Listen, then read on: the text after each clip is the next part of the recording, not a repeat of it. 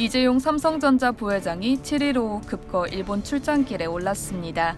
지난 1일 일본 정부가 반도체 제조 핵심 소재에 대해 대한 수출을 규제하겠다고 공식화한 지 일주일 만입니다. 일본의 반도체 핵심 소재 수출 규제가 장기화될 경우 생산 및 공급 차질은 물론 자칫 공장 가동 중단이라는 최악의 상황도 맞닥뜨릴 수 있다는 얘기입니다. 이번에 일본 방문에 나선 이재용 부회장의 행보에 대해 일본에서 모른 채 하기 어렵다는 얘기가 나오고 있습니다. 어려울 때 도와준 친구를 모른 척한다는 건 동서고금 막론하고 있을 수 없다는 말입니다. 지난 5월 15일 이재용 부회장이 일본을 방문했을 당시 일본 경제주간지 니케이 비즈니스는 악화된 한일 관계 속에서 일본 여론에 한국 대표로 받아들여지고 있고 일본과 관계를 깊게 하려는 의향이 보인다고 높게 평가한 바 있습니다. 그러면서 삼성이 2011년 동일본 대지진 당시 피해를 본 기업에 무리하게 납품 기한을 맞추도록 요구하지 말라고 일본 법인에 지시했던 사례를 소개했습니다. 또한 공장 피해를 입은 소니에게 부품을 공급했다고 말했습니다.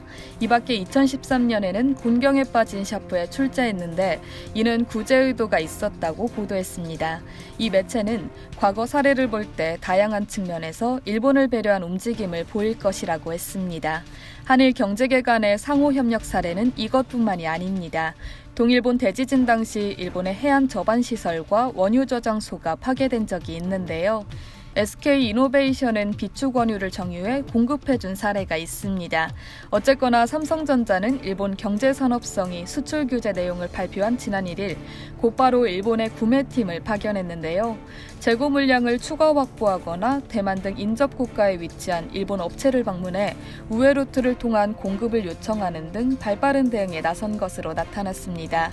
또한 반도체 제품을 공급하는 고객사를 대상으로 현재 반도체 생산 현황을 알리면서 향후 있을지도 모를 고객사 이탈 우려에 대해 진화에도 나섰습니다.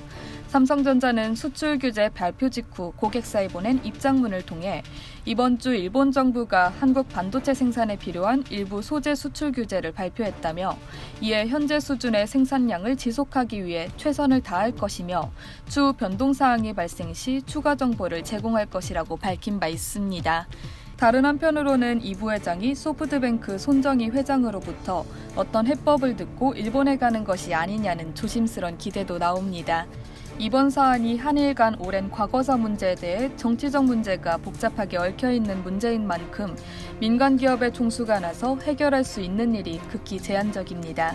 하지만 정부가 풀기 어려운 문제에 대해 경제계가 나서 양국 간 경제적 신뢰를 다시 회복할 수 있는 마중물을 만들 수 있다는 지적도 있습니다.